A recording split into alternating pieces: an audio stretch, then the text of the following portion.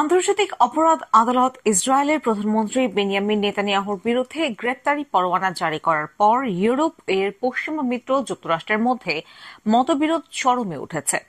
যুক্তরাষ্ট্র এই সিদ্ধান্তের তীব্র সমালোচনা করেছে এবং একে অসঙ্গতিপূর্ণ ও ভিত্তিহীন হিসেবে আখ্যা দিয়েছে। তবে নিজ দেশে গেলে গ্রেপ্তারের ইঙ্গিত দিয়েছে যুক্তরাজ্য। বার্তা সংস্থা আনাদুলো বলছে, আইসিসি আদালতের মোট সদস্য রাষ্ট্র 124টি দেশ, এদের মধ্যে যুক্তরাজ্য রয়েছে। ফলে এই আদালতের রায় অনুসারে কারো বিরুদ্ধে গ্রেপ্তারি পরোয়ানা থাকলে তাকে গ্রেপ্তার করতে হবে দেশটির। বৃহস্পতিবার এই রায় ঘোষণার পর ব্রিটিশ সরকার ইঙ্গিত দিয়েছে, ওয়ান্টেড ম্যান নেতানিয়াহু যদি যুক্তরাজ্যে আসেন তাহলে তাকে গ্রেপ্তার করা হবে। প্রধানমন্ত্রী কিয়ার স্টারমার মুখপাত্র এই ব্যাপারে বলেছেন, অভ্যন্তরীণ ও আন্তর্জাতিক আইন মেনে চলার যুক্তরাজ্যের যে বাধ্যবাধকতা রয়েছে সেটি সবসময় তা মেনে চলবে।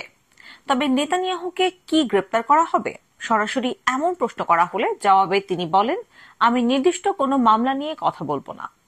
এর আগে অপর এক ব্রিটিশ মুখপাত্র আরো কঠোরভাবে এই প্রশ্নের জবাব দিয়ে বলেন, আমরা আন্তর্জাতিক আদালতের স্বাধীনতাকে সম্মান করি, যেটি পৃথিবীর সবচেয়ে গুরুতর অপরাধ ও আন্তর্জাতিক বিষয়াবলী নিয়ে তদন্ত ও বিচার করার প্রাথমিক আন্তর্জাতিক প্রতিষ্ঠান।